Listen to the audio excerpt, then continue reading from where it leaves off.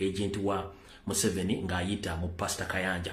So mulumbo mukyalo ku Twitter abayina email address muwandikire nasabe bagende okwekalakasa nabo mu kikole. So mwenna abakyakola omulimu gw'ogenda nga mukola okulobinga mu offices enjawulo mu balimu baleda abawandiisa amawula mu offices enjawulo mu balimu baleda abantu b'Ebongereza basobodde okubanga mwatuse kuba MP bamwe balimu baledda kola mulimu ogwo nabo batandatuuka kuba MP bamwe kuba buli nsonga zino twetaaga wiiki ejja ng'ekigambo kye bayita National Platform n'omukulembeze lwa Kyagulanyi Center bali mu setteeserezo wa Bungereza. Njagala kusaba na Uganda bonna bali Bungereza abayina empapula mbasaba mbere nga wiiki ejja kubigenda okuteesebwa ku Parliament ya Bungereza mu Parliament ya Bungereza nga Robert Kyagulanyi Center mwali n'obuwanguzi bwaffe ne dictator Museveni ne mutabani we. So n'ensendera mukolewe muntu so abawandiika mbalo mugawandike buli kimu kitambule. Bwe mmala okubasaba n'okubebaza okukola omulimu ogwo njera okubaza abana bali ku ground abakyateekateeka n'okutambuza enkola struggle bali nyobo baddala temujjanga okwo. Kati kansoke mala okubawa information nga sinagenda kusachulita alert. Alright. Njagala otutegeeza eggwanga lyonna nti omukulembeze wa National Platform omuyuuka w'omukulembeze wa National Platform atwala amambuka ga Uganda Dr. Arina Zedriga Walu ali mu mambuka ga Uganda mu ngalo za General Salim Saleh akandanaho. Nkyageza nnyo okufindinga out confirminga Vice President wa Maserengeta kubanga ye nkonfaminze Dr. Zena Zedriga ndi ye ali mikono gya Salim Saleh eggulu alina ebigambo byamupokera naye omukyala akyaganye saako ne Vice President ate sina confirminga location waali information emwe egamba nti naye ali ne Salim Saleh eggulu ne nsobodde confirminga ko Dr.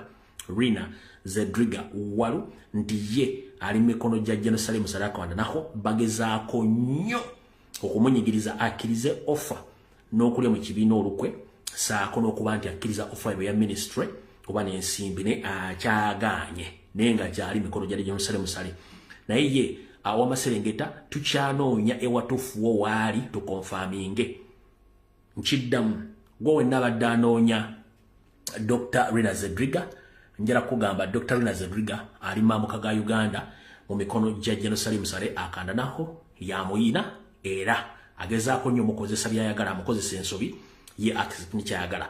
So njagadde mutegere mwenna nti Dr. Rina Zedriga aline Salim Saleh mu bwambuka gye bamuwamba ne bamutwala ekyo kiwedde.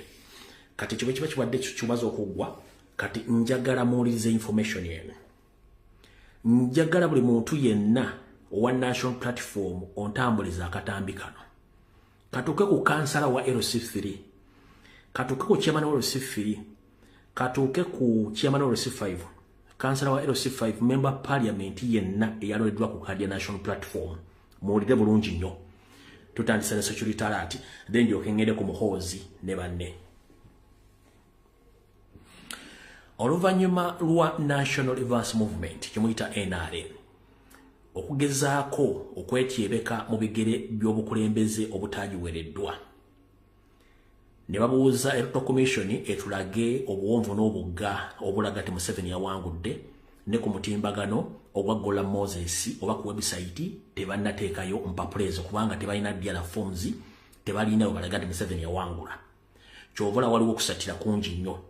Kati kino ne kireetera Museveni okukwata abantu ne bawamba abantu ekiro n'emisana abatalina musango mu ggwanga lyonna okutiisatiisa abantu. Kati essaawa zino ne baleka okulonda okubadde kuzzeeko kwa member ba parliament nga NRM yeesalawo ani gwe bagenda okuwa ani gwe bagenda okugjamu. Olya bulungi nnyo. Kati ezo mulaba eziri mu court recounts zonna z'amasimu buli ateekayo omusango nti recount zonna recount ezisinga z'amasimu nga Salim Saleh Muhoozi Anita Amongi ne Museveni basalawo ani gwe bagenda okuwa ati kirimu NRM nabo bali mu kwerwana. Kati essaawa zino recount ezo zimulaba n'okuba nti obulubadde baluddewo nnyo okulangira results bakikola technically nga baagala kujjamu bantu baffe oba nga bapikinge baagala bateekemu era basinga owunjala baga bali ku ndagaano abamu bali ku nda kyovula nabagenda nti mwesiga nnyo ba MP mbaleke tukole ebyaffe ekyo mukitegedde bulungi nnyo. Kati waliwo omuzannyo omulala oluvannyuma kula nti akalu ka president baakabye kakyabatuulidde. Essaawa zino Mau bamuwadde constituency n'agiwangula n'afuka MOP. Kati Mau yabagambye twagala tukozesa amateeka tulage Nuupu nti tetusobola etya. Wuliriza, Mao yabagambye nti ekintu kino kye tukola okujjamu ababaka ba Nuupu ne bakansa ba Chairman LC5 kijja tulabisa nnyo kye tuba tukola kyekirwa. N'agamba twagala tukolese legal loopholes tujjemu abaka ba Nuupu ne bakansala bonna abalondeddwa bagenda bajjamu batya. Bwe bamala okulayira babaka ba Nuupu abamu bayinza obutaweza myezi 6 mu yafeesi, abamu bayinza obutaweza mwaka mu yafeesi. Kuno okuli ba MP ba Chairman LC5, Chairman LC3 ne bakansala bawe bonna bayinza obutaweza myezi 6 mu office ezo olw'akatego kano ke bataddewo kenjagala mbannyonnyole kekaluwa. Bwe bakoze analysis nga balaba ebintu bino bigenda baswaza ne batandika okutaaka abamu ne babalemera ddala ne bawangira, kuba kati kizze ku record nti buli wa NRM yenna eyawangudde mu Buganda yabadde akutte kyakusatu. Ne bamusika busiku kifuba ne bamuteeka mu kisooka. Buli wa NRM yenna eyawangudde mu Buganda bamujje mu kyakusatu ne bamuwanguzisa gwayagala ogenda mu kooti genda nenga bamujje mu kyakusatu. Kaki bagenda okukola? Wulira kakunyonyola otegeere.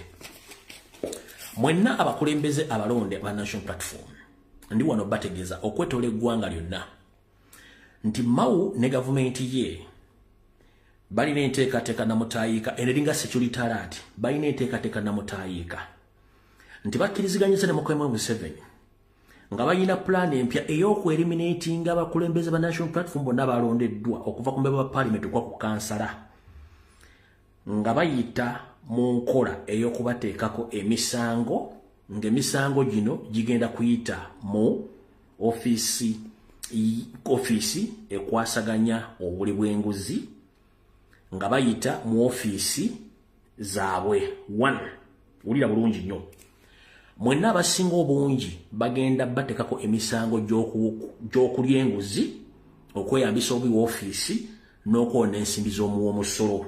Bagenda kikola batya? Njiddamu kobere member parliament wa Nuupu, kobere kansala, kobere Chairman LC3 bagenda bateekako emisango nga giride giti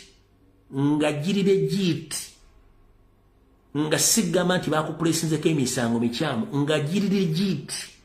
Lwaki nga giride giti? Wuliriza bulungi nnyo, bakimanyi nti muli baavu nnyo mponga byoya era mwetaaga ensimbi okuzzaawo ensimbi ze mwaspendinze mu kalulu. Bakimanyi muzaagala, kati kyebagenda bakola kyekino, bagenda kuteeka ensimbi nga owa NRM Chairman wa LC5 wa NRM oba wa LC3 bw'aba bagenda mukolera budget eya district ne balina gikolera budget akawumbi kamu oba wegombola oba kitundu ky'akawumbi wonna ewali omukulembeze National Platform bagenda teekawo almost obuwumbi 2 oba kamu kitundu. Owa NRM wali bayinza oteekawo akamu ne bateekawo ne supervision, naye owa Nuupu yenna waali nga wano bagenda kikola mu tenders ne procurement. Ekigambo kiri tenders ne procurement bibiri be bagenda okuyita mwenna okubajjamu technically nga bataddeko emisango nga bayisemu tenders ne procurement. Bino bagenda sente baziyisizza dda n'obulango babukubye dda obulaga tenders ne procurement procedures zonna nga bezinaaba mu local government ne ku member ba parliament abamu oba bonna. Kati bagenda kuddira buli ewali omukulembeze National Platform babatege sente eza tenda nga zita mu tenda ne procurement nga gwe office bange badde efuna milioni 14 bagenda giteekamu almost milioni 7. Ku milioni 7 okwo kwe kugenda okuva obulwadde obugenda bakwatisa mwenna. Lwaki? Bagenda bateera sente nenga sente ezo tetiziriko ba supervisor bali awo bagenda supervisinga, wabula indirectly sente ezo bagenda ziteekako ba IO.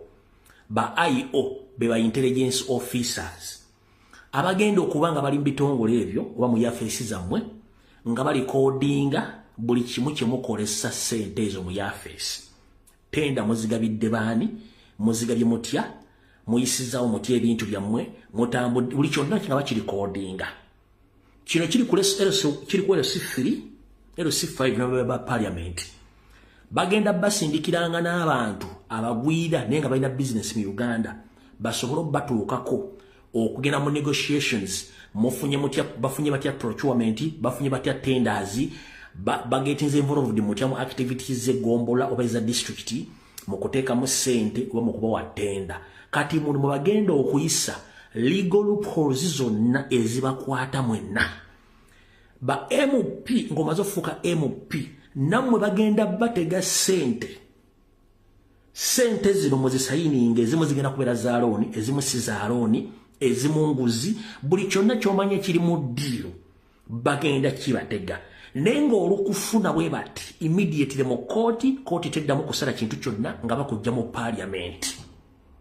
nga bakujja mu chairman LC5 office nga bakujja mu office y'obwa chairman LC3 bakujja mu office y'owa kansala immediately lumala okujjamu bagambe nti mulaba ekibiina kya national platform kijjudde obuli bw'enguzi era ne badde bagenda okukola nga badde office immediately electoral commission baginstructing okuddamu okuteeka okulonda naye nga abakulembeze bona ba national platform tekuli muntu ina gwe bagenda kuddamu okukkiriza kwesimbawo nga bagenda ku opportunity abantu babe bonna ba NRM okujja okwesimbawo bayitemu moja bagambye tuyiteeyo ne kati nze ndina Dibanga Promax kati eno system mazo jabya njabiza kijoli gwa national platform ogitwala obogireka wana nengamba bolide kati ngomusiza agule swani bagenda kuisa sente mu tenders mu procurement era ngo already byatandise dda babalinze muyingire wa office bajja kufuna recordings za mwezi amasimu chats endagano ze muwandiise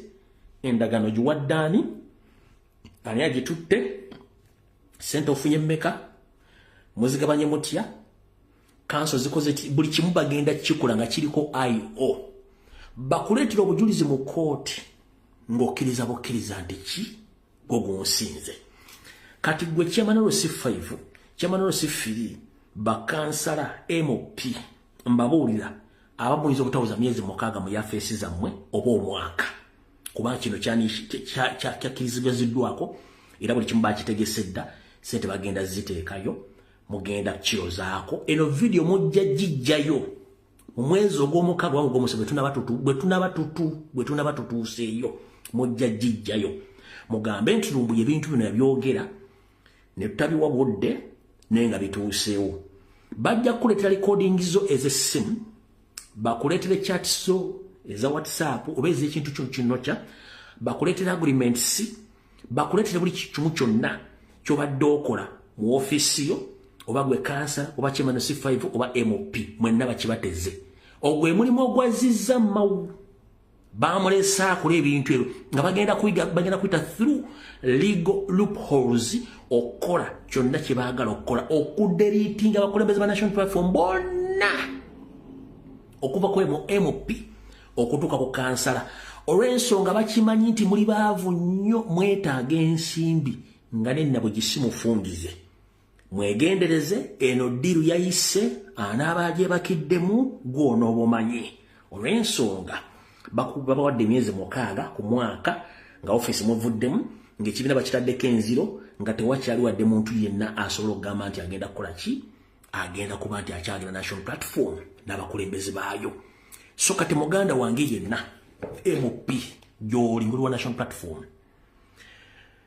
genda nga bwewangudde akalulu linda omusala gwo gwa parliament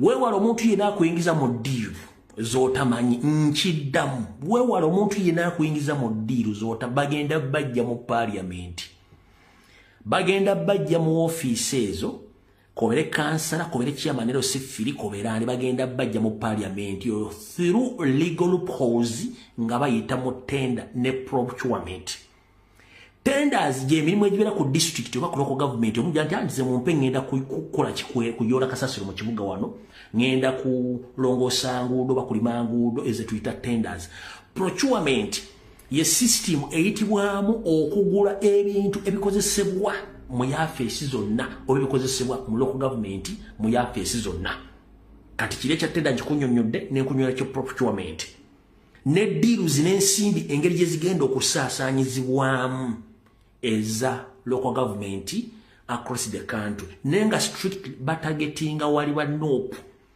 tebagenda kubassaako balondola nsimbi ezo wabula bagenda bassaako betuyita ba IO ba intelligence officer ayinza okuba dulevawo ayinza okuba kirina ayinza okuba ani ng'already baba trainings eddaky ekyokukola n'obujulizi bajja buleta mu kooti bakugambe nti osobola obyegaana nga tokyasobola kwegaana nga buli kimu kiwedde bakujje mu office eno video mujja gijjayo nga anti-corruption court etandise okukwata muyita abakulembeze ng'ekibakwasizza ku lyanguzi nga n'enguzi yagiridde nga n'obujulizi weebuli n'okwona ensimbi z'omwomusolo nga bwe babadde bazimuwadde olw'okuba tebamuteekako supervision babateza akakodyo nti wobadde ogenda bobanga local government ebadde efune obukadde 6 bagenda bawa kawumbi kamu nga tekaliko supervision bemba mbadde mukozesa kawumbi bagenda bawa 2 nga tebuliko supervision naye nga buliko ba RO bemutamanyi nga tenda yonna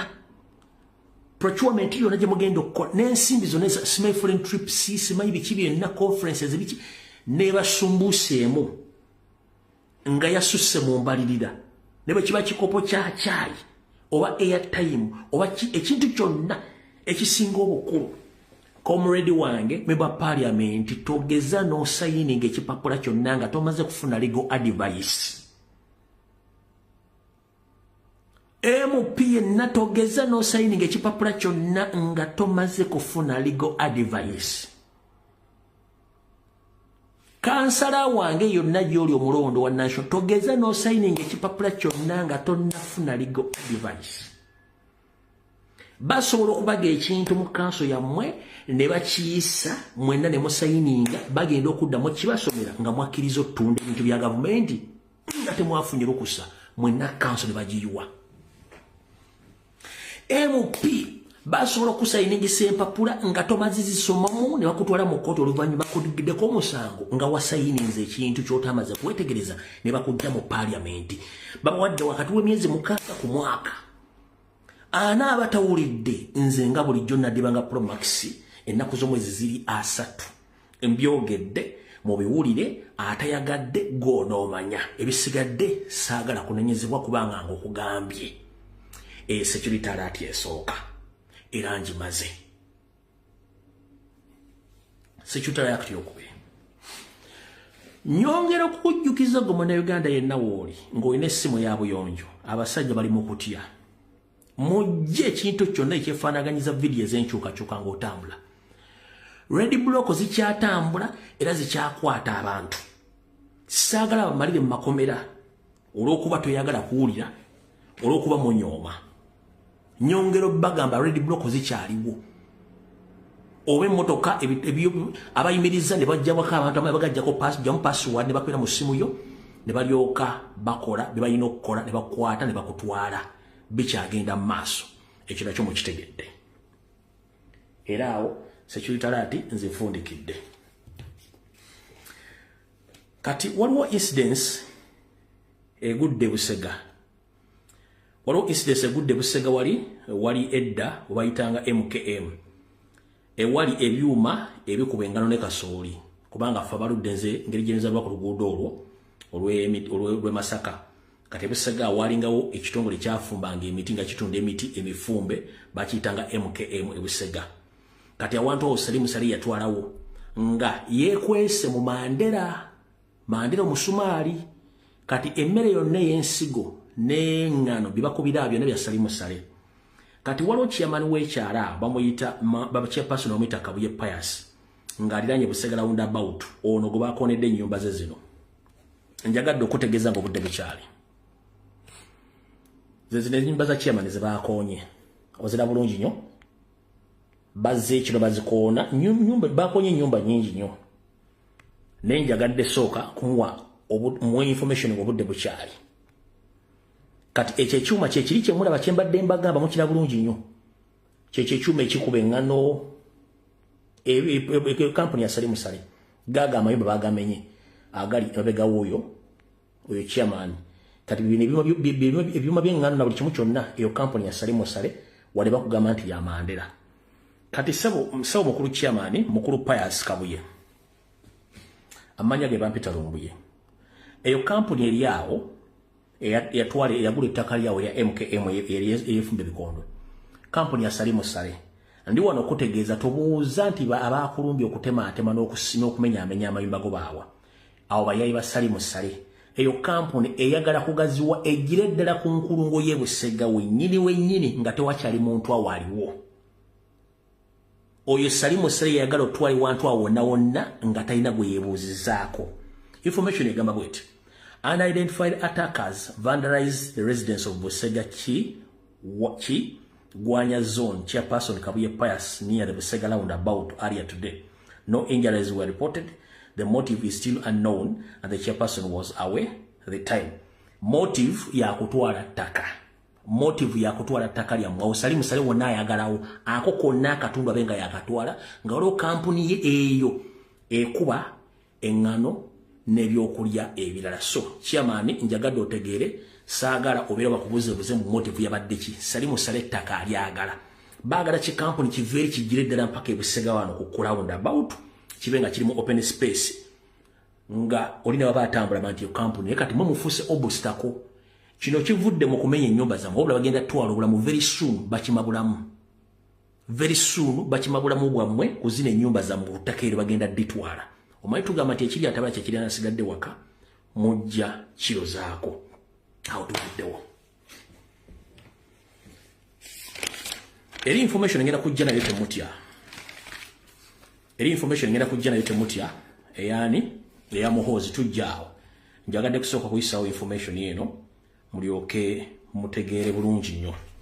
Kati kunaku lwokumeka kunaku lwokusatu anabagamba ne information gye nalekayo kamala kuyisawo information eno then tulyoke tugende ku kintu Muhoozi kyakoze olwaleero. Tulyoke tugende ku Muhoozi ekintu kyakoze olwaleero. Nabagamba okubaleetera omusajja omulala atwala Garodi wa Uganda recent go baakwata ne bamujjako properties on is worth billions of dollars nenga za Museveni omwami ono namubalaga nembalaga ne details ze zonna. Kati omwami ono Alan Gotes omusajja Belgium Alan Gotes kati njala kubawa details ze zonna nabagamba ne passport number ye eya Uganda eri A0070834 ya Uganda. Omwami ono kwatibwa n'okutegeerebwa omwami ono abadde ayita mu company gye bayita African Gold Refinery. African Gold Refinery ekola across Eastern Central Africa kuba Africa all over Africa. Wabula nga omanyi nti bagulamu franchise kitegeeza ne Museveni nga yeyambisa omwami Alan Gotes yali aguze franchise ebanga naye sobola kubanga etambuza Gold wa Uganda omu ave Congo omu ave Congo ave Mubende nga bamutambuza nenga government parliament emanyi walonga tebamanyi. Kati omwami ono ebitongole ebibeegera mu nsi yonna byegatta bye tuyita International Anti-Spy Network omuli Mossad, M16, CIA n'ebirala byegatta nga bimaze ebbanga binoonyereza ssente za Museveni zaatulugunza mu bannayuganda okubatta ziva luddawa.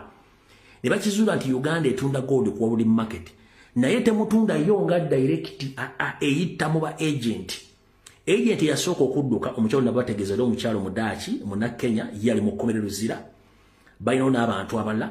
Kati omusajja gwe badde temumanyi ngo bayita Alan Gotes omusajja Mudaaki abadde nga atambuza gold ku world market nenga amuyisa Venezuela n'alyoka ajja ku world market ye enkolagana wakati wa Museveni ne Venezuela n'abantu abalala. Kati nga gold wa Uganda ku international market baganda gold yo nalimu emusayi gw'abantu mu Uganda batta abana babajja ku mataka Mubende batta abana babajja ku mataka gold mu ave Congo asibira luddawa ng'ayita mu African Gold Refinery eno ngono mwami Alan Gotes yabadde agiddukanya nenga abadde ayina billions of dollars ne assets oba properties mu Belgium that is Europe ngazina mu North America ngera zina ne mu America mwenyini ne Bungereza zonna the anti-John spy network zaate freezinze olw'ensonga nti abadde atambuza passports bbiri ng'atambuza Belgium kati nga Belgium na America tebasobola kukwata mwami no kubanga mutuuze wa Belgium ate ng'atambuza ki passport ya Belgium era na America yaga Belgium tetusobola kukwata mutuuze wamwe ne tukyamunoonyerezaako olw'ensonga ziri ensi tesobola kwekwata ne kukwata abantu baaza abasuubuzi okutuuka ebitongole bino ebyanoonyereza ne bikizuula nti ono mwami Algotez alina passport ya Uganda kasita ebitongole bino byamanya nti alina passport ya Uganda ne bikwata ne bifrizinga ssente zonna Museveni amanya nti kalabaaye ssente ze zigenze passport nagibalaze saagala gibaddiza olw'ensonga kuno documents bazi blacklistinga ne passport nagibalaga passport number eri A00708-347 ye passport y'omwami oyo kati bwe namaze omu-exposinga baagala kukyusa company endala badire ebibugagga byonna ebibadde bisigadde nga tebinnawambibwa babiteeke mu Saba Investments ng'esangibwa Kigungu Entebbe near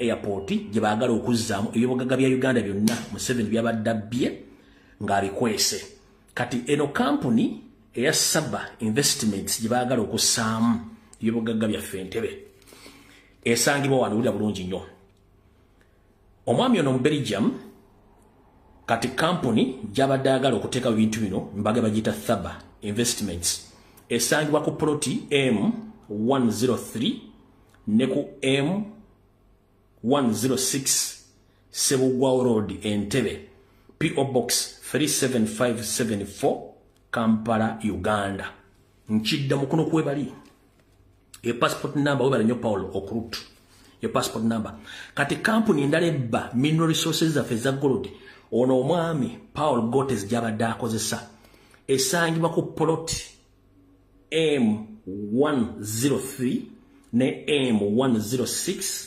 Sebugwawo Road Entebbe PO Box 37574 Kampala Uganda eyo company webadde enakati weeri nga baagala at least ebintu bitannakwatibwa babitransferring babiteeke mu company gye bayita Saba Investment Uganda gye baagala obiteekamu oluvannyuma lwa biri byonna okubikwata ne babitwala ebintu bya Museveni babitwala bulungi nnyo nabiggalira kati Museveni anoonya ngeri ki gyakolamu ebintu ebyo kati kandu bavire ku ntono bwe navaawo nayinjabyo omukyalo oli abadde atunda gold wa Museveni ne baleeta ono Alan Gotez agent wa Museveni abadde atunda gold nabaga ebibugagga nababisibye era omwami ono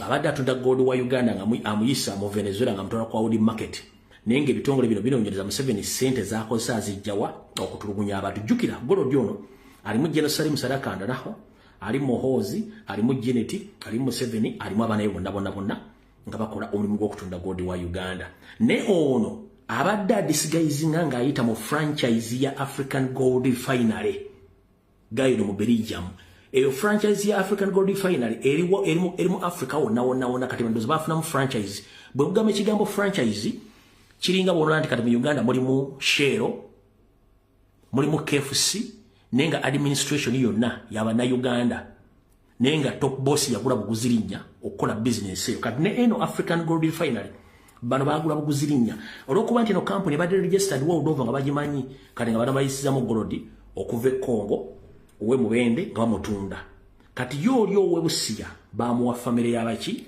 y'abayindi bamuddukanya kati bwe namala okwabya ole mukyala gwe nabagamba ali mu kkomera Luzira abadde asmagolinga gold bo ne baleeta owaabwe ngono gold abadde musmagolinga okuva mu Uganda mutwala Venezuela nave Venezuela ne balyoka bamutwala okola ki okumutunda kwa Wood Market nga gold ono omwami Gotez Alan Gotez abadde nga afuna gold okuva e Burundi Congo Rwanda ne Uganda era omwaka oguwedde ono Alan Gotez bali bamutidde Burundi naddukayo n'akoma mu Uganda n'asetolinga ne passport alina ya Uganda nenga ensi abadde atwala gold okuva e Burundi Congo Rwanda ne Uganda kati mukitegedde bulungi nnyo nenga bank accounts zonna is worth billions of dollars. Properties from USA, Belgium, and other countries were confiscated by the Interjoint Spy Networks agencies zensi yonna ne zikwata ebintu bya Museveni. Kati yeyo ensa okusatira ko banessawa zino okuba nti tebakyalina webajja ssente nga banoonyerezaako. Kati kampuni ndaje balina mbagaye bagiyita Saba Investments eri Kigungu Ntebe near Entebbe Airport. Gibagala okuzzamu ebintu byonna ebya surveillance bibataatutte. Gibagala okuzzaamu ebintu byonna bibataatutte bibatasobodde kuwamba. Katundooza eyo nayo ngimaze bulungi nnyo. Mugitegedde bulungi eya security y'abakulembeze ba NOPU ngibabuulidde bulungi nnyo. Mugimaze bulungi nnyo.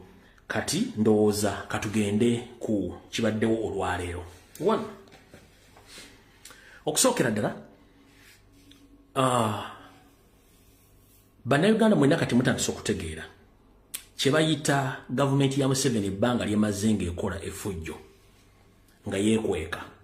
Nabagamba bakola blackmail ku mugenzi Idi Amin Dada ne batuuka n'okuzannya firimu ne balaga nti Amin yalina emitwe gy'abantu mu firiji n'ebiwoowoolo ne bamuddugaza erinnya. Ne NRM kye badde ekola tebakivangako. Olunaku lwa jjo Parliament yatudde. Owekitiibwa Luupu Joel Ssenyonyi n'asitula eddoboozi lye n'agamba bw'ati. Njagala owulirize. Joel Ssenyonyi yayogedde bw'ati.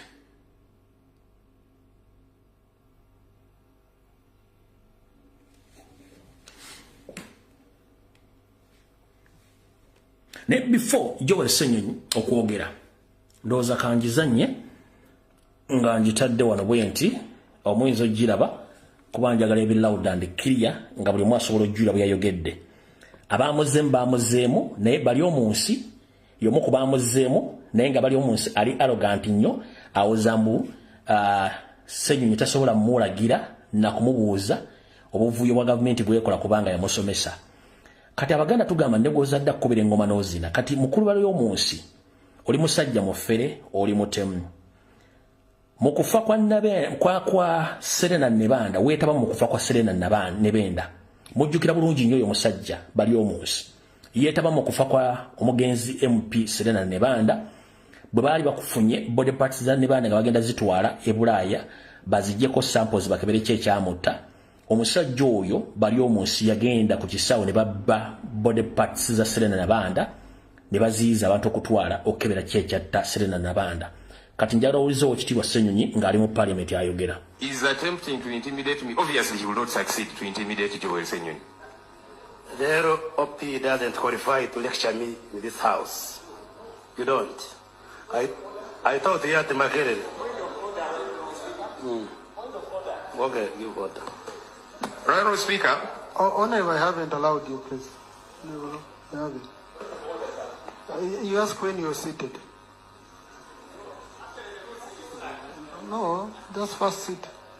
Because you see, when you stand up, you ask. Thank you, Right Honorable Speaker.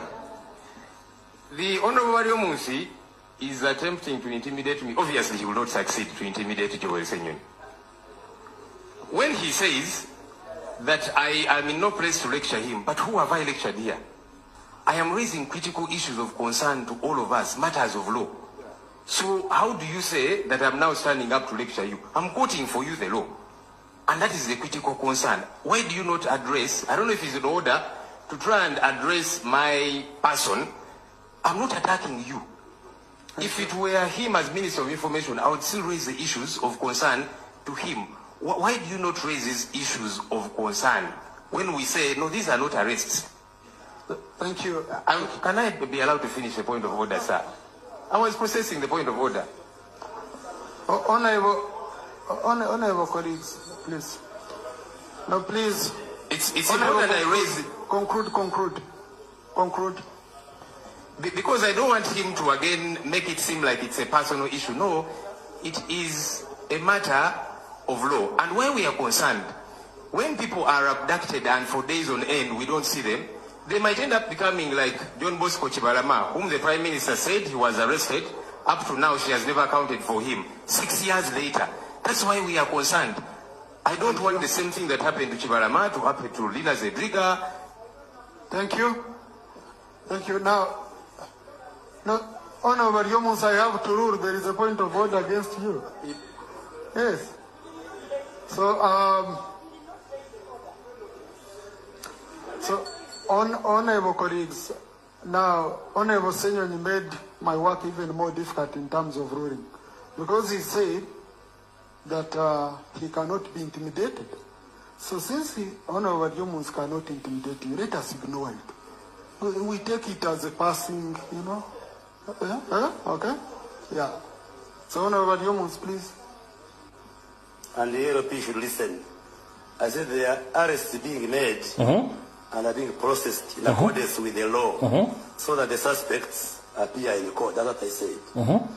Secondly, I said the government of Uganda does not abduct.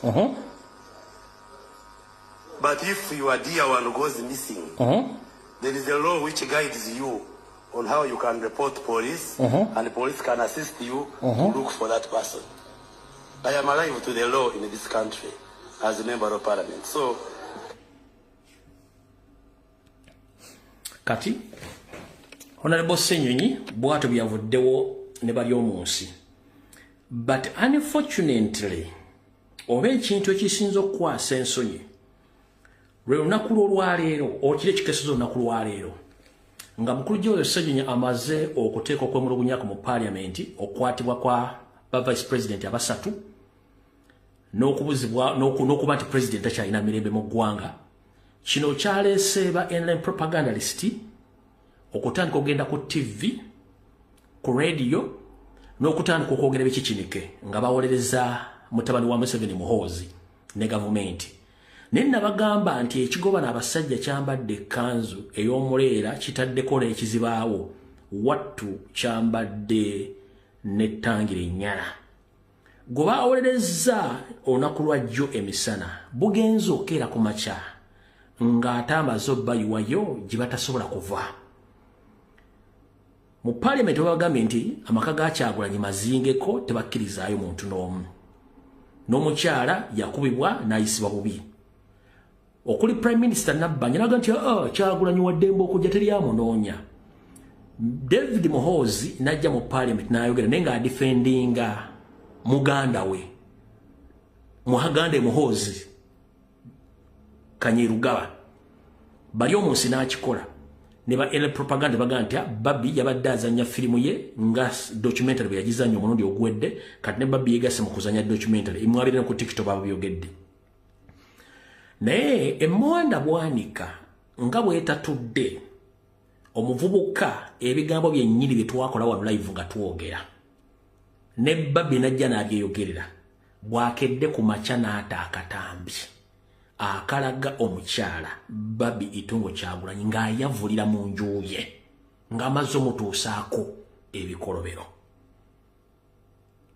Kati gwe wa NRM mulinganga simanyi kimusobola kuba temusobola kuwolereza muntu ng'olwedde mukimanyi nti omuntu alina ekikyamu. Nabaga abadde bangobera emyaka 7, Museveni ng'omuntu alina obulwadde mu mutwe, Obote yamutwalako eno mu Eastern Europe mujjanjaba mu myaka g8. Mwana mugimu ava ku ngozi, noono omwana alina obulwadde mu mutwe. Mwatutte obudde omuwolereza. Kati akedde ku makyanga postings obujulizi obulaga nti maka baatuuka ne bakwata Babi ne bamutulugunya ne bamukola kye baagala. Takomyawo n'awandika tweet ng'alumba eggwanga lya Amerika nti liyinza okuba lirina Kyagulanyi n'agambira bajja kudiringa nalyo. Bw'amaze oyo omusajja omutamiivu n'alyoka ajjayo tweet ng'azideritinze mbwera ne yeetondera eggwanga lya Amerika. Muganda wange gwe Dere Drinking General Muhoozi Kanyerugaba, bw'oba onywa omwenge n'omeketa amagiraasi, embwa n'otuuka giyita enwa. Mu Uganda temulina mwadde app erondoola enkoko we zibiikira. Tweet gye wakoze already yatusedda mu White House. Kubanga nanyini Twitter mu America, Twitter ya America kitegeeza buli ky'opostinga bakisigazaako kopi. Kati gwe okudelitingayo post n'ogaa togidelitinzeeyo tegenda kulabika. It is visible n'obujulizi babulina. In the first place, apology gy'okoze ogikoledde bule kubanga Abaganda tugamba nti Gambo bi wamwengalisanga ku mwoyo. Gambo bi wamwengalisanga ku mwoyo. Ntirabo tugambe nti omutamivu tabagambwa. Wagenza okukola posti yeyo. Ng'okimanyi nti onoonyeza Kyagulanyi akubuze ng'ate mugamba mulina intelligence. Yensonga lwaki mwasingisa abawumba tuutu bammwe. Bajja ku social media okulabisa Kyagulanyi ng'ali mu muzannyo nti aveeyo. Lwaki? Fenga ffe abayeggako tuyina embwa ensaguzi. Embwa ezo ezisakula ne zireete ensolo ku kitimba. Ffe we tukwatira amafumu okufumita ensolo ezo. Kati mwe mwatadde embwa zammwe okuli bali omunsi, okuli Nabbanja, okuli David Muhoozi, okuli abakozi b'oku TV, ab'oku radio, bajje basagule nti Kyagulanyi aveeyo ajja approvinga abantu tali muzannyo bateyeekwese bali amunoonya.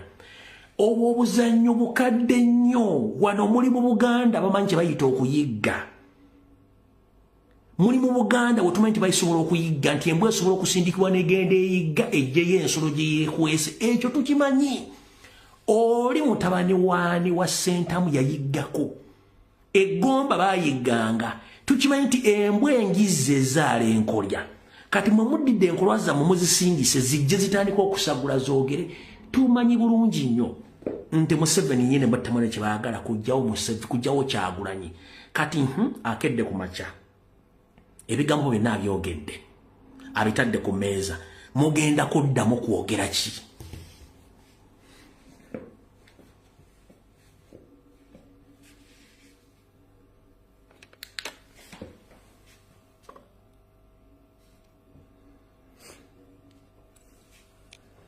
Hiyo video oyo gomulaba ye mukyala Kyagulanyi Babitungu mu makage imagine mu makage bakusanze mu makago gwe Nabbanja n'omutwego ne ba enda ne propagandalist oba apologist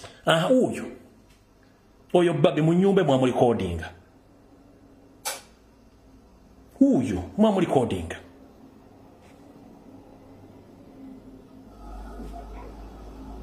yenyini yabweteredde sife twabutadde.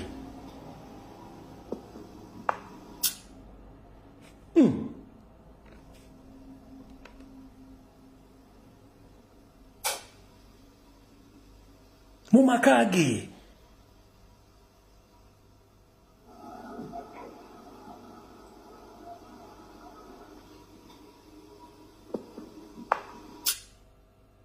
nkakuddiremu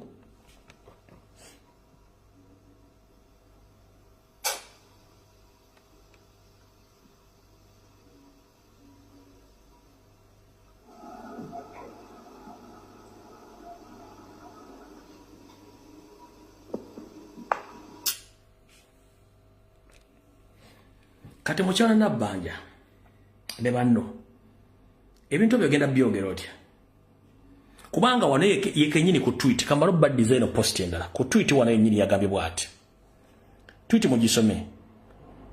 This is when our soldiers captured and then released Kabobi's wife Babi. She was very helpful in helping us to find husband Bobi Wine. Oyo Muhoozi yennyini Daily Drinking General nga yawandiise ebigambo bino.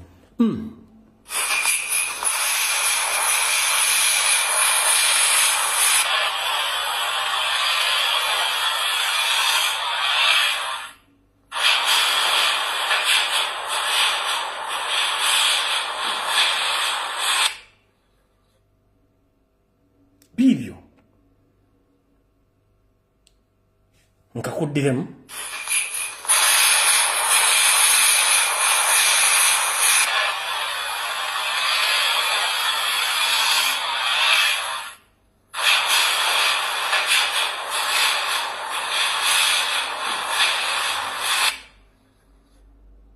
bibyo bigabo yawandiise.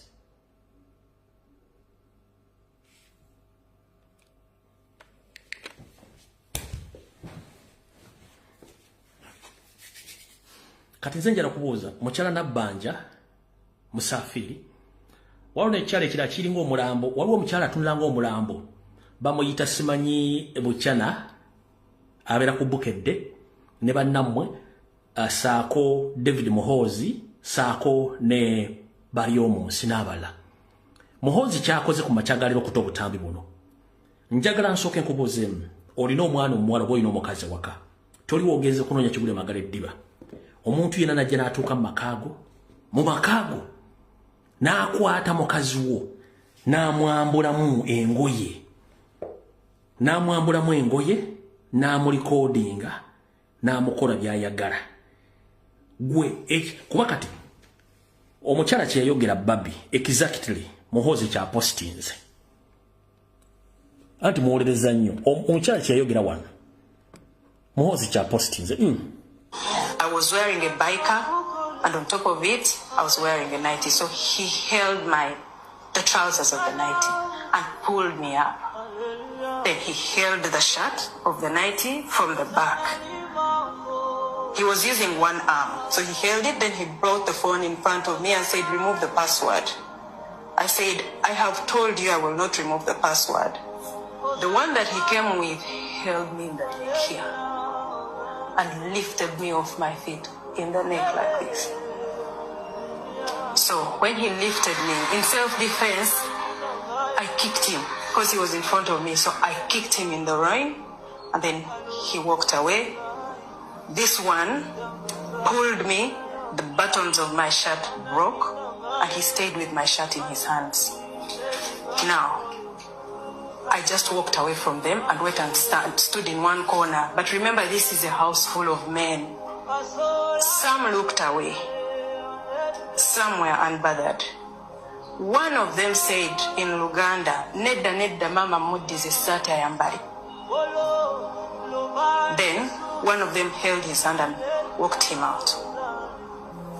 One of them picked the shirt and said, put up your hands and I dress you up. I said, I can dress myself up. Give me my shirt. Gave it to me. I put it on. Of course, the buttons were not on. And then I sat down. When I sat down, they lifted me again. Now, this time by these, because I play to these when I'm going to sleep. That same man held me by my hair, lifted me up. We have poles in the sitting room, and hit my head on the pole and slit my mouth. So when he hit me, he pulled me down and sat me down. Then he pushed my head and I went down and they sat on me. I could feel 4 bodies seated on me. Then he said, will you give me the password? I said again in Unyankore, you have already done enough. You are not getting the password. There was someone who was like commanding them. He came in, he said, what's happening here? He said, leave her alone. Then I sat. Meanwhile,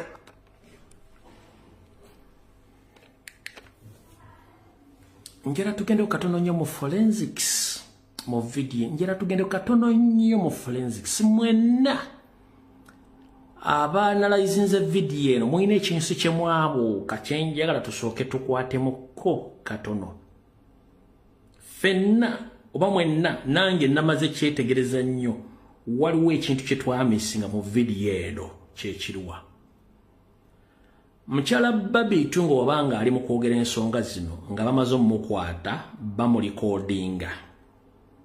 Already akugenti bali mukutta akabadia. Nga bamaze ziyuza sibwe kiri kitegeeza nti ali bamukutta already bamaze omukwata. Engoye bazimo GM. Aina kya kugayi muna chemutarazinga oba chemutatika kosira. Agambi yasamba omusajja. Yasamba omusajja mu bitundu bye by'ekyama. Bw'oba bakutte bati nga bakutte kiba kitegeeza nti abantu bakutte tabeera mbabeera babiri. Gw'olina okusamba tabeera mu distance abeera nearby yaawo. Either first lady yagenda okusamba omusajja ono ng'omusajja ono ali bwereere ng'ayagala genda kukola kikola kyahula epinga mu kyalo ono. Tuli mu forensics katono nnyo. Bamukutte bamaze okuyuza engoye ze. Bamukutte akabadia. Atali video bagala jijjayo. Video bagala jijjayo.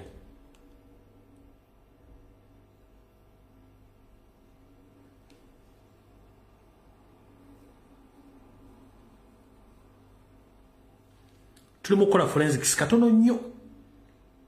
nnyo mwena mwine ekintu kyemwabuusa amaaso Babi akugambye nti bamukutte atali musajja omu bamuyuzizza engoye kitegeeza bali bamuyina kumpi bode to bode wano kati Babi akugambye nti yasamba omusajja tosobola kusambira muntu mu distance nga takuli closed nga n'ekikuba kyagenda okukola tekikuthreateninga kutekinga action kitegeeza nti ku basajja bano Babi gwe yasamba yali already amaze okugjamu engoye ng'ayagala kukwata mukazi ono omukazi ono kwa kufuna olungu okusamba omusajja oli mwena kyemutaateekako maaso nakwetegereza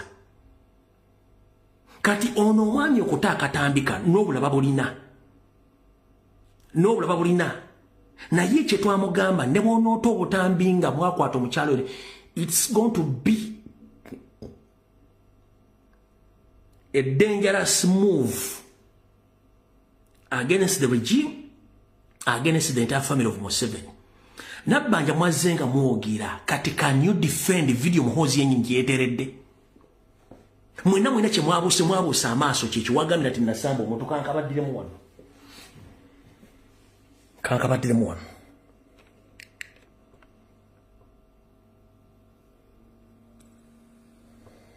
njagala ulize bulungi pay attention to details.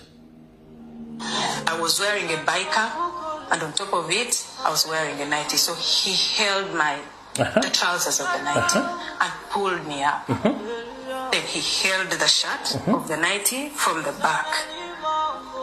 He was using one arm. So he held it, then he brought the phone in front of me and said, remove the password. I said, I have told you I will not remove the password. The one that he came with held me in the neck and lifted me off my feet in the neck like this. So when he lifted me in self-defense, I kicked him because he was in front of me. So I kicked him in the groin and then he walked up. Yamukwata bwati namusitula kitegeeza omuntu omukwata n'omusitula mu bbanga okosensi kitegeeza oba omuli wano bode to bode okitegeeza okutta omukazi wano oli amukutte bwati oli azza amukutte bwati kitegeeza nti yayaga amusitula amalamu ekaatekeko ono kwe kumusamba mwenna ekyo temwakirulaizinga era tewali akyogerako kati bw'olaba bano bannabbanja bali omu nsi Babuchana, David Muhozi, nga the truth is, emize gy'omwana oyo bagimanyi. Bamanyi Muhozi, mukwasi w'abakazi. Muvuzi wa mpanga, balina tiimu esodomayizinga abakazi n'abasajja. Balina tiimu esiiga omulwadde. Era Babi nyini akugamba nti bamala okukola ekiko bagenda mu bisengo okunoonya abaana babuuza abaana bali ludda wa. The intention was to sodomize all Bobi Wine's children's. Kanduza mu kitegedde bulungi nnyo. Kati ono omwami okuta obutambi buno kiba kirekawo abasajja ba NRM ba apologist bonna n'abadde bamuwolereza kuba muyina ekinyusi kimutaasobola kukola ki kulaba ndowooza kano ka Luganda kankabazanyire mu Luganda mukategeere kanoko ka Luganda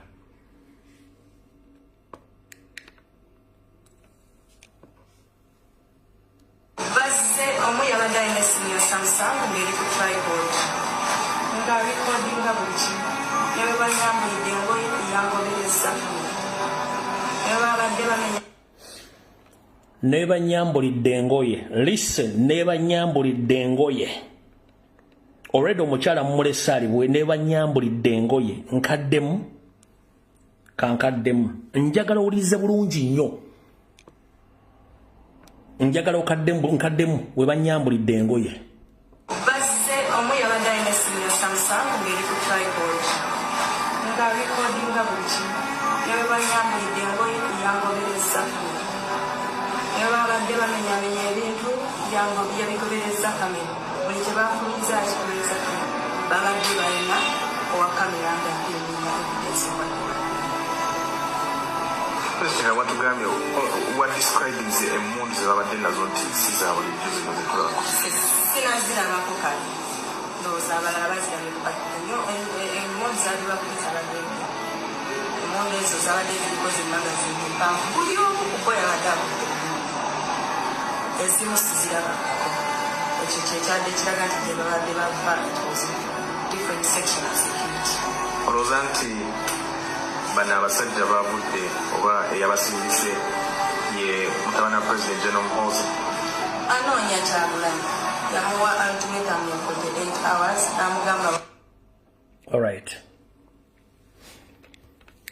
Kati kuno kuliko abagwagwa ba NRM, kuliko abagwagwa ba Semwai aba iso ne eso. Ladies and gentlemen, oyinza okuba asoma Makerere n'oyita n'ofuna degree. Oyinza okuba agenda ku Lord Government Center n'osoma amateeka, but unfortunately ekigambo kye bayita rape tolooza nti kwekwata omukazi oba n'omwekatikamu n'olowooza nti kye bayita rape. The moment you undress a woman forcefully, straight rape. Kati bo balowooza omanyi ekizibu ky'Abannayuganda bakozesa nnyo olulimi lwe batamanyi. Olinaga nti nze nasoma manyi Oluzungu naye nga takimanyi nti kasita omukazi omwambula forcefully era bakuteeka kugwa bulisama oba wamuyingiddemu kasita abanga n'omukazi owuwo mu Bazungu kasita omukaka akakyagera era eba rape. Mbalaba kuno kwe bali kuno nenjalo zaina eri eggwanga fu. Mbalaba kuno kwe bali mbongati ya mentioning rape. The moment omukazi n'omugjamu engo n'oziyuza buyuza tekyetaaga kikolwa kiri ekyammwe ekyabafumbo mbola okikakase mbu wamukutte no. The moment kasita omugjamu you undress her.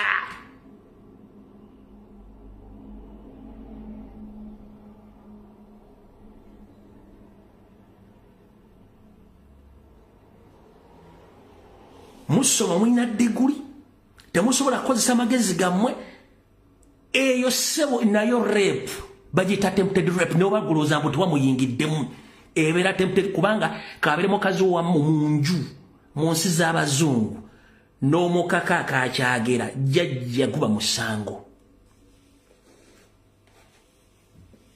Kati kasita omukazi omuntu n'omwadressinga forcefully oba omwinsawutinze kati gojja kudooze mbu rape kwewungira mu mukazi n'omuyingiramu ddayi n'omuyingiramu ku kifuma mbu era kyovola nze simanyi mwava muntu okujja okutandika okufuga eggwanga mu bintu by'ekisiru oligula mu ofiisi ye nalooza nti ategeera bonna tebategeera mbuzi. Kati yennyini yatadde vidiyo teri yazimuteeredde. Yennyini yatadde vidiyo kati ba apologists bonna mugenda tunnyonnyola mubadde mu defendinga kye mu defendinga oli yabaswaziza. Wana abaana badde bajja ku kiro kya National Paper nti batukwatira mu makomera batulepinga mu safe house abalenzi n'abawala batusomayizinga. Kati kino kyawukanirako na kino ekyo.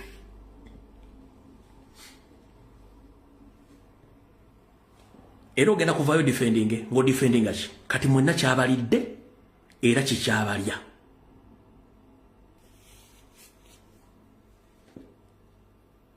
Ndozo kitegedde gwe mukazi wa munno ali mu makaage n'omuleka nga ali mu mbeera bweti mu makaage ng'ali bwati.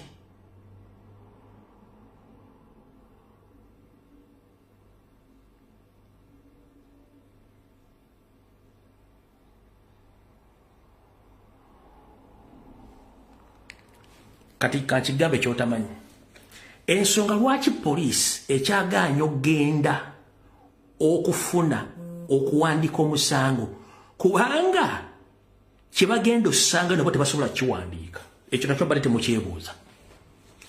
Parliament tenatola initiative kulagira bitongole bimenya amateeka bigende biopening a case oba fayiro ku musango gwo kubanga tebama kyebagenda okusangayo buli omu agenda kutya. Yensonga lwaki kati egenda kula wiki tewali yagguddewo musango poliisi tenagendayo. Uganda Human Rights Commission tenagendayo. Gongamba otya mwayingidde mu maka g'omuntu temunnagulawo case file kyemuyita claim kyembadde mugamba mbu tebagenda yali comedy. Lwaki poliisi tena kubanga kyebagenda osangayo ne banaatwala babi ng'agenze mu embase yaawa okuwa open speech vakweri ya recording nga ali mu ddwaliro kigenda kusasamaza ensi.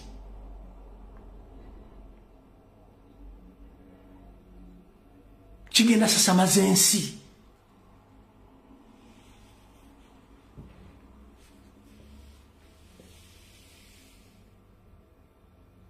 kati akugamba ya blacking out ng'amaze omunywesi amazzi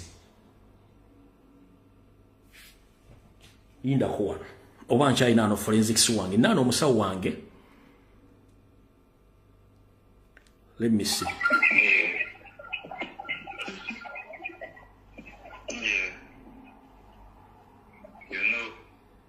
Yinda kuwa katono nnyo omanya abasajja ba NRM n'okwekaza nano omusawo omu yaŋŋambye bw'ati wulira bulungi nnyo.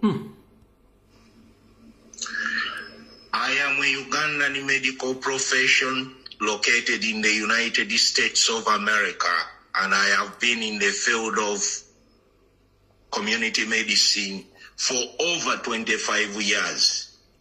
I carefully listened to the narrations in the video of Babi Yutungo Chaguranyi, and from my deduction, I came up with a medical perspective view of her symptoms. Babi Chaguranyi says that at one time she passed out. At one time she felt very thirsty and asked for water to drink 2 times. And then there was time when there was a scuffle and some of her dress were withdrawn from her body. Now, from a medical perspective, there is what is called the medical anesthesia. When somebody comes to make you unconscious, it's not going to happen right away. They will come when they have used the antidotes on themselves, and then in the attempt of approaching you, they will be approaching you either by spraying, whereby you can ingest the poison. Poisons can also be eaten in foods, and poisons can be absorbed on surfaces, like where Babi says that her dress were removed from her and later they were returned. Somebody can smear poison on clothes. Somebody can make you unconscious and they inject you with the poison, as Babi narrates. So, from this deduction, Babi needs an immediate attention to be thrown out of the country to a transparent system in a country whereby our entire body will be examined without threats from the authority. And I'm talking this with a lot of evidence because Museveni is an expert. Museveni has been involved in poisoning people since 1965 in Uganda. The first public figure who died of poison was Daud Ocheng, a former OB of Mutesa II at Budo King's College. Museveni were the people who were doing those dirty jobs for the regime which was in Uganda at that time. During Idi Amin's time, there was no poison in Uganda because the regime that was training people who were in general service where Museveni worked, they had all gone. Poisoning came back to Uganda after 86. So I'm very, very concerned and I'm talking from a professional point of view. When Babi narrates that she passed away and before she knew, she was outside on the veranda and the people had gone.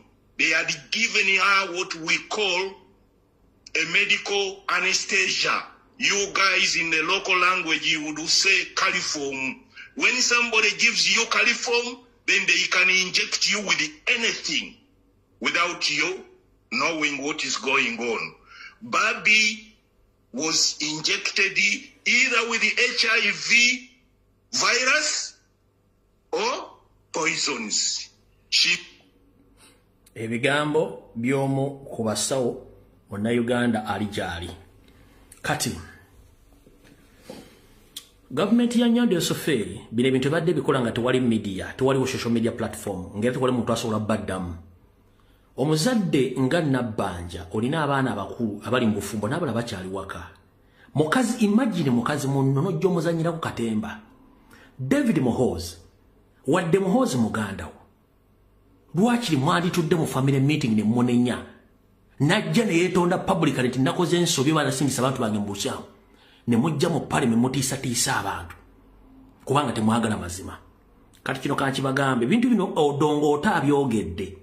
Ne buli jonki sirikidde Odongo atagambibwa ati wadde ssaawa emu olumu wadde ssaawa enfu ate olumu ebeerako n'essaawa weeyogerera obudde obutuufu weekolera obudde obutuufu Odongo otabagambibwa ati. Odongo oto abagambibwa ati. Ate kino nkisuubira naye Odongo otakyogedde. Essaawa mu lunaku obeeramu ne kensi eddakiika n'essaawa entuufu mu lunaku. Odongo oto mufu either tebannamusasula either abanja nenga byayogedde byonna. Njagala musooke muwulire ekintu kino kasooke malo banyonyola. Mu Uganda abakolera Museveni bangi amazima bagamanyi.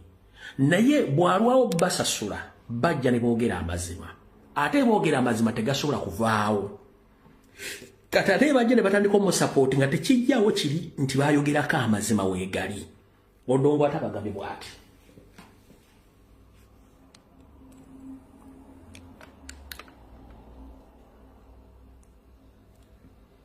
Let me tell you, if you don't resolve this Bobby Wine issue, we are living in Kampala.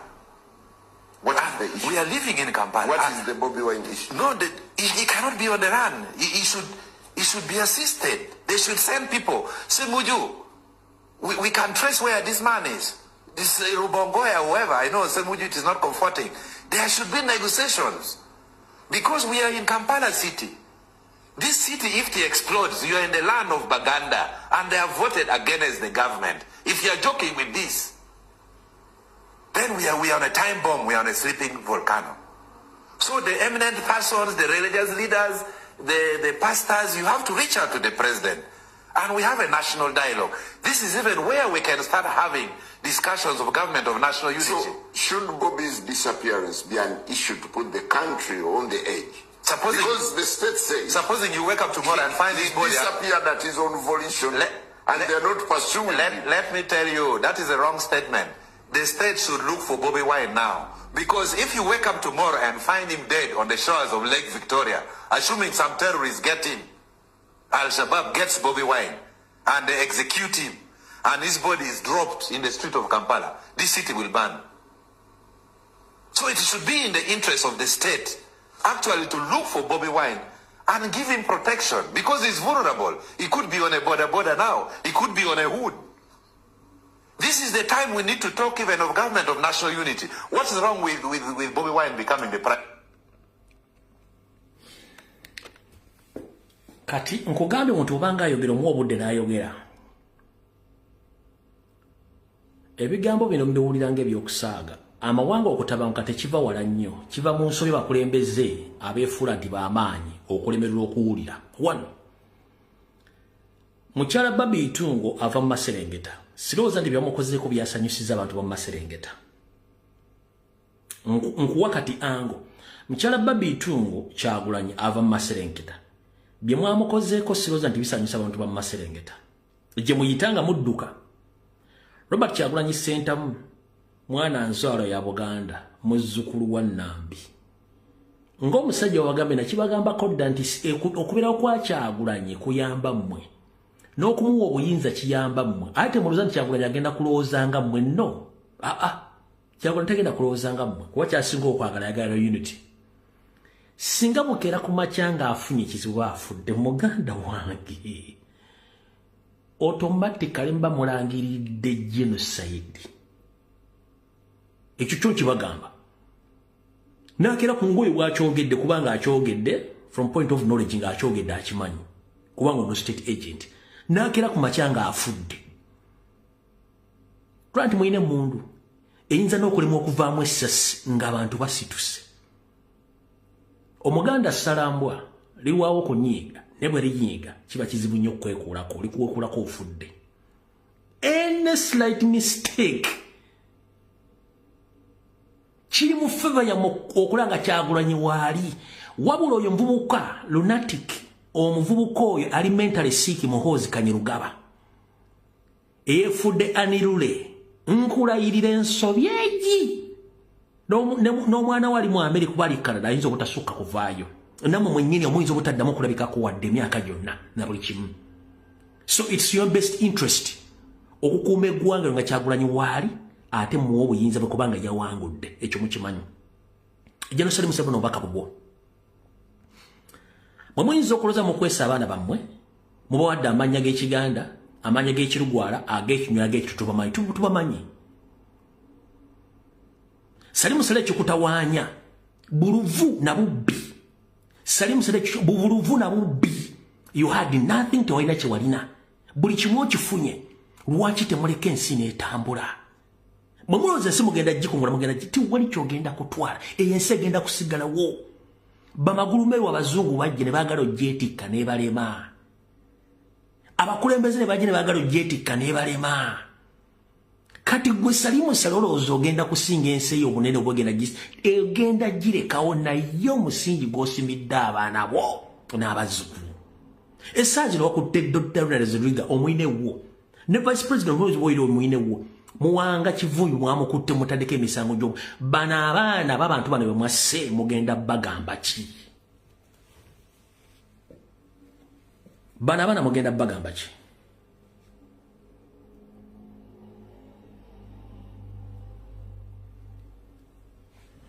Bana bana mugenda bagamba ki? Abaana mugenda bagamba ki kuba ba mugenda bagamba ki?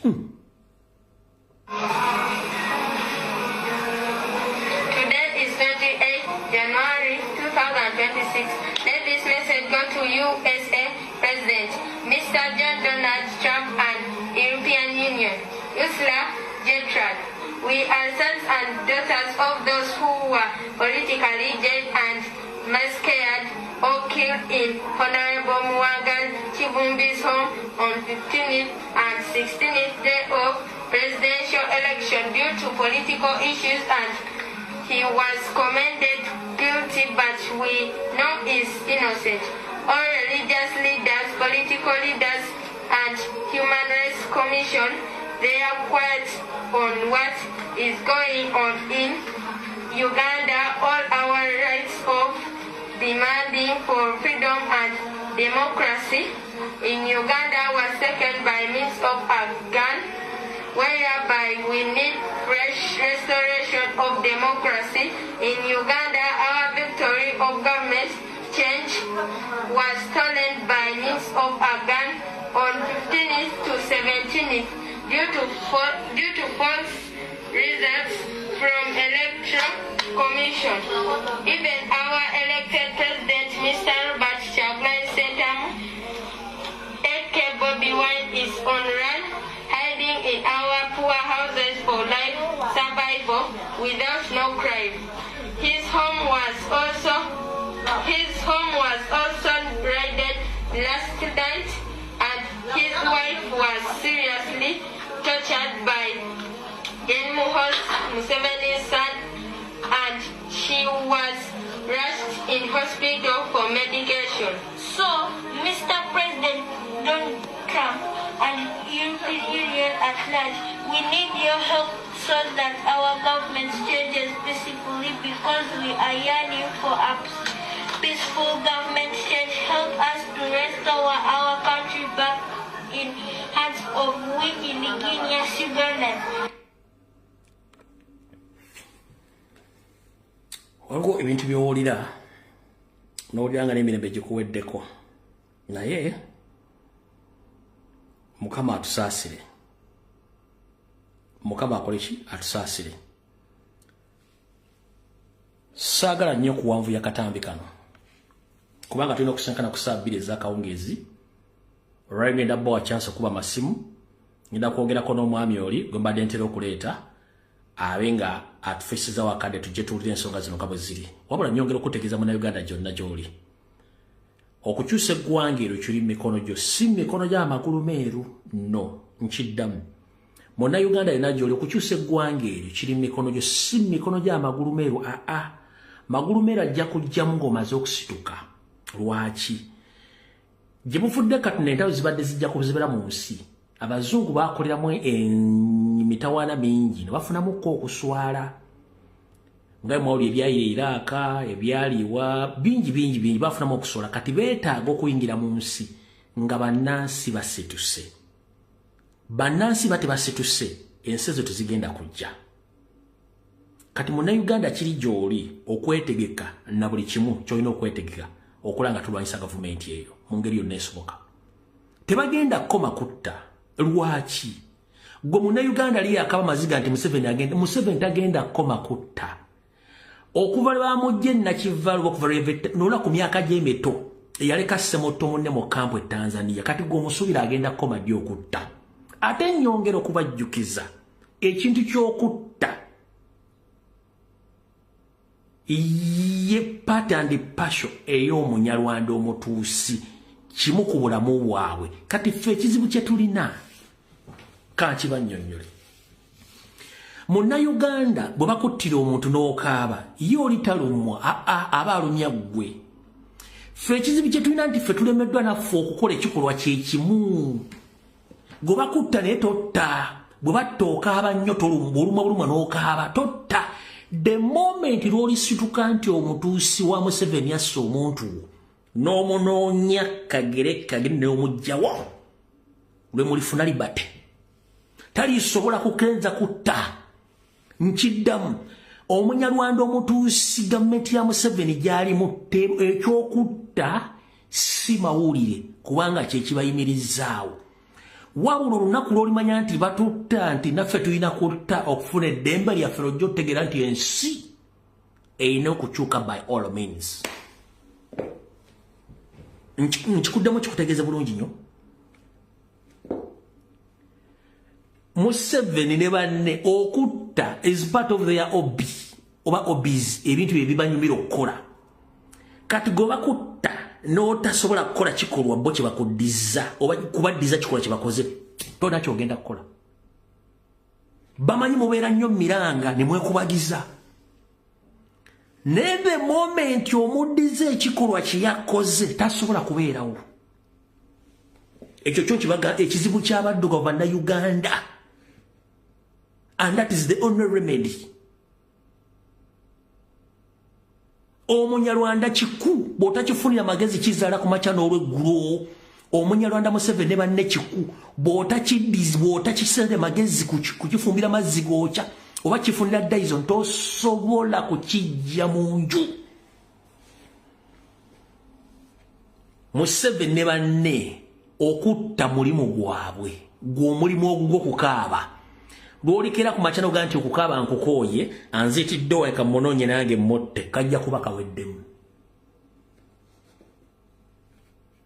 nkikuddemu statement Museveni ne banne omulimu gwabwe kutta they survive on killing okubeerawo kwe balina kutta bw'aba tasse tasobola kubeerawo kati gwe battira omuntu bw'osiika aba akuwangudde the moment kyova olaba nti assa abantu babeka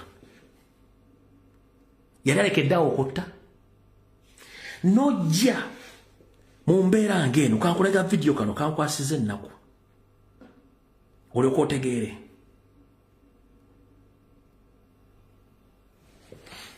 kano ka vidiyo kankabazanyire mwakalabye kagenze vairo mwakalabye omusajja yagenze abantu basula oba mu kibuga wakati n'abakuba emiggo ng'abafiirako naye yasembeyo okuba yadde mukazi ng'ayagala mufiirako yakuba abantu tewali kye bakoze bavudde bubyeri ne bagamba nti kati uyo akuba abantu oba weewa laba kyakola omukazi talina kyakoze omukazi talina kyakoze kuba abantu wano ku munaku nkakuddiremu yoyo gwozanya wanange uyo akuba abantu tewali kye bakoze bavudde bubyeri ne bagamba nti kati batandike uyo akuba abantu oba weewa laba kyakola omukazi talina kyakoze omukazi talina kyakoze bali mu kuba abantu wano ku munaku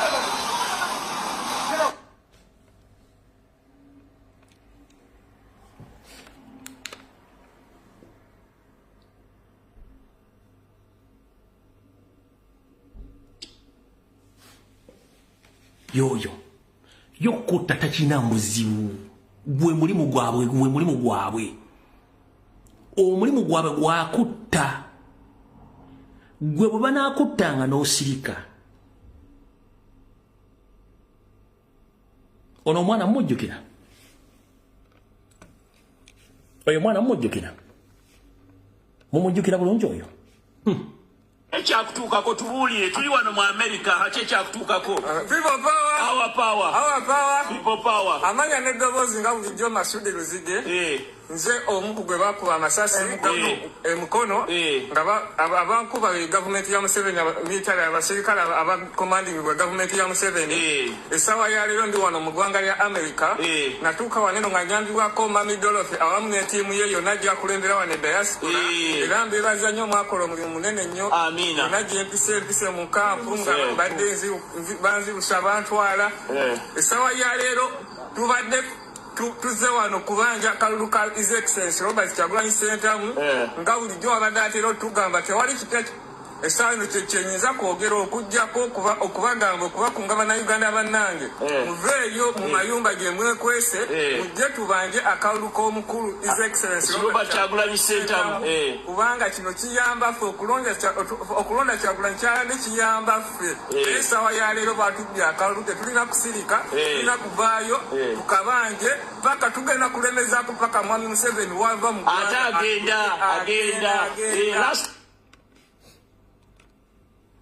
eno zagaye mumujjukira nono wuuno kubanga bino bibanyumira bino byo banyumira Museveni wano bali mu kusanyuka n'oyo wuuyo bamubayimiridde balaba ne batutwala abatukuba empira emitwalo gitatuze wansi abatukuba empi batuusa munda ne bagulawo akumanya oluggi bw'enva kuba bagulawo oluggi ng'olwedde emmotoka erikka gikenyini kasuba alaba wendi ne batukanoga munda yasikizanga y'amaanyi nyunyunyi ekutte abalimu ne batugamba namwe babaleese muli bannuupu Museveni bamugamba tubadde bannuupu Mwami n'atubuuza mukyali mu kampeyini muli mwaka ki tumugamba tuli mu 2025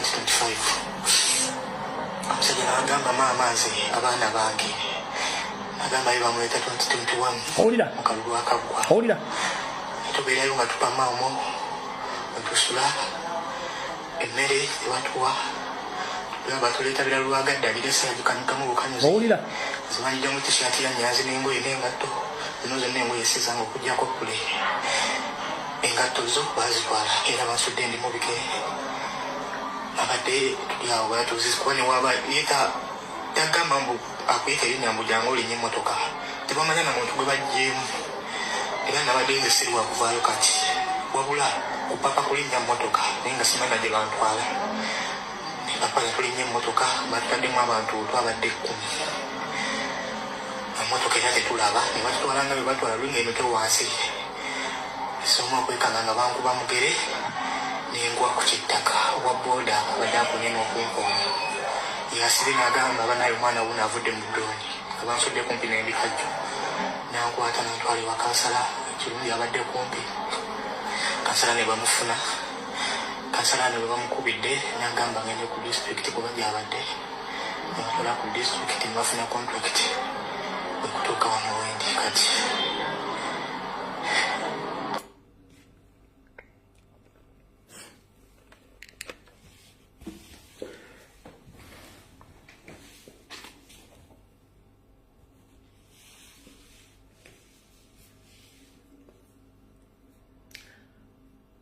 basanzeyo abantu bagamba babuuza mu babaleese muli bannuupu nti ye oli bamukuba bana babuuza tuli mwaka 2026 olina gatufudde abaana bange oli bamukwata 2021 gyali bali mu tocha chambers gye bali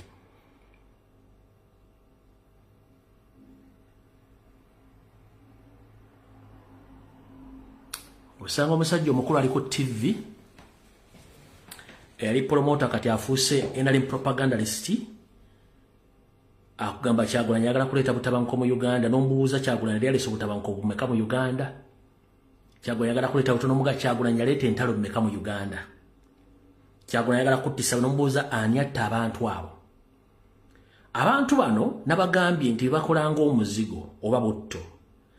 Omuntu oba talina butto tasobola kusiika kyakulya kyonna okuggyako akyokya. Bwe munaayiga kye tuyita surgical operation nga bawujjibwa bunyama musobola operatingirako mujja kufuna kye tuyita rhythm ya struggle. Kasita munaatandika okulumba abantu abo ne mbabuuzaako ba regime apologist nga nekyayogera waliwo yagambye nawuliddeko ekisa kye bayita kikwezi ng'agamba nti abantu abatiwamu nga Kivumbi tebaali bantu beggomba yali abajja luddawa kitegeeza gavumenti byogera bituufu baali batujju. Naye ng'oyo mumanyi nti musajja Munyarwanda Kwezimaana niye yiyita Kwezi kyokola nti alisalako musajja Munyarwanda ba Mulundi yamanyi. Batadde abantu ku social media okutandika okudemoralizinga nga bateeka ekintu nti kirungi nnyo ekiri mu ggwanga. Olunaku lwe munaatandika okunoonya ba apologists abo n'omubuuza kye wabadde oyogedde oyo n'obujulizi bwakyo. Bamubuuza lwaki abakubye masasi tebannabakwata. N'agamba bayinza okuba nga si Bannayuganda. Ng'olwo omusajja omukulu ayambadde suuti. The moment munaatandika okufuna obusungu nti nsanze gundi wa NRM yayogera ABCD ne mbabuuzaako obutuuliro struggle ejja kuba etandise. Bwe munaaleka balina apologist masigala ku social media mumanyi oli TikTok yasa mumanyi waali ekyo ne kikulema okugulako kamafulegi n'omulinda mpaka kumufuna. Mutandika okufuna ku busungu. Bubanga akayamba kakulemye emmalo n'ogikwata otya. Akayamba kakulemye okufuna onookwata otya emmale. Muganda wange musituke mbage bano tuli mu lutalo. Nfundikira akugamba bano okutta mulimu gwabwe gw'omulimu gwoki. Okutta mulimu gwabwe gw'omulimu gwekyo kaba kutuula wansi kuziika nga tona kyokoze. Omulimu gwa Museveni ne ttiimu ye kutta gwogwo gwokkaaba nti kale lubalembera nga n'embiro kwotadde teri nsi ekyuka nga tebasse bantu. Oli ajjagabwe nga temuli wuwo gomanya abantu bennakafiirwa. Nagamba nsibuka Gomba nafiiriddwa saabise nasirise kuba ne bona ogwo munafiiriddwa tanakyagenda kugamba. Tusirika busirisi nuka kansirike nyingumire muli nze nafiirwa dda kuva mu 7 nafiirwa abali kuno mwe nabadde myaka gye 7 nafiirwako tatango muto Kapteni Nsumba gobattirawo ku ntebe road abafuronasa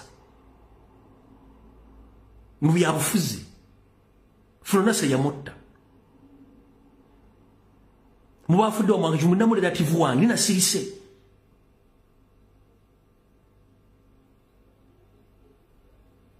Mubiba kutebabuza mulimu abantu bangi ne osirika noga kansirike.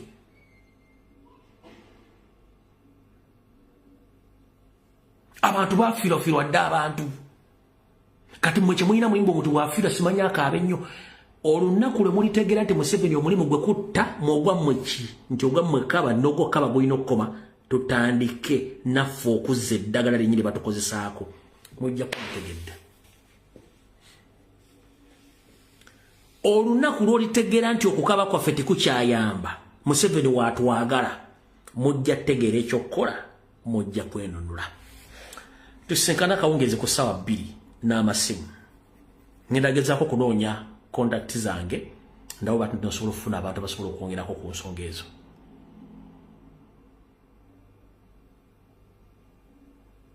Self defense mwekiri mu constitution ya Uganda, you can't defend even yourself. Video de mukaba bankomire naiba ena mwenaba waliza ena mu TV ku radio mujye baleko kasubenti kati mutegedde ebikola bya mutabani wamwe government yamwe na buli kimu era walo bataneebuuza tuli mu January nga buli kimu kidduka ku speed bali gye bagitadde bano bafulumye kimafulumye kubanga balina kye bagoba. Ekirala njagala mutandika okuteeka obwongo ku buli munnabyabufuzi agamba nti twetaaga government ya a transitional government. Ekyo mbali nabere kibaga before. Njagala mutandika okunoonyereza buli munnabyabufuzi yenna agamba nti beetaaga government ya transition. Kiki beetaaga mu transition? 1. Muhoozi ebinkolo bino byonna byakola ayagala Spark naye Spark abannayuganda bagimumye ebintu bino byakola binyize bannayuganda basituke kuba bo balinze kati mukulinda okwo bafune kubateekawo gavumenti ya transitional government bagenda okuyingiriza ebyenje byebyo by'opposition bagabana obuyinza bakiyita kugabana buyinza mu bataddemu opposition bo kye baagala naye kati tetugenda kibawa mumukole buli kye mwagala okukola obudde bujja tuuka banna abakulembeze ba national platform mwenna bakansala ba chairman C5 ne ba MP mwenna video gyenkozo olwalo ya World Cup bwene kulema okutegeera ne bakwatira mu nsobi to blaming nga president blaming nga ffe onkuwadde first hand information ya security alert ever baba wadde emyezi mukaga ku mwaka mwenna bagenda bajjayo nga bayita mu tenda procurement via corruption bagenda batekako emisango nga mituufu nga gwa gukoze olwokuba temwategedde babatega ensimbi ne business mu office yona gye muli kado bajja kaza oba naba katonda nga akumye nga wende bagenda kaza bagenda omusajja ebintu yabyogera mwagaana okutegeera naye nkidda mu kyonna ekigenda okukolebwa omunabya bufuzi mu office national platform tekimanyiiko kugenda kuba mu lugube gwe ng'omuntu era temuvaire mugambo simanyi bali banguzi no agenda kikolangayo olw'ensonga babategedde tebalina ssente baavu nnyo bagenda batega ssente babakwatireko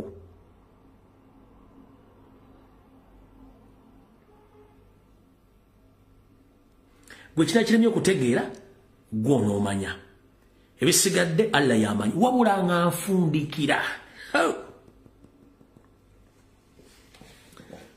ba chapter leaders bonna abali mu nsi yonna ba chapter leader ba national platform all over the world mbadde nerabidde ndi wano bategeza Museveni yasindise dda abantu be bavudde Kampala bagenda tandika ku staging demonstrations nga bawagira government ya Museveni yawangudde bulungi mu kirinde abamba bajje Kampala mulefiga muyinza okuba muzimanyi abamba TikToker abamba YouTube abamba celebrities bagenda kwegwatibwa abantu bomwame mu nsi ezo America Canada Bungereza ne mu Europe ne mu nsi za Africa ezimu mbadde nerabidde ba chapter leaders bona across the world Museveni yakutte sente ne banoonya ne visa ne bazuwa abantu bagenda kujja staging demonstrations nga zisupportinga legitimacy ye ekyo mu kirinde kijja mbadde nkirabidde